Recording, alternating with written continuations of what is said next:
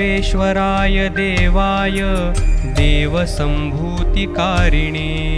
प्रभवे सर्ववेदानां वामनाय नमो नमः।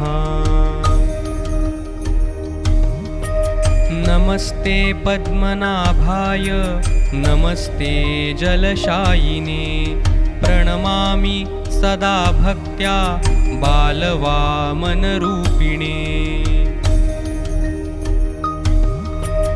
नमः शार्ङ्गधनुर्बाण पाणये वामनाय च यज्ञभुक्फलदात्रे च वामनाय नमो नमः।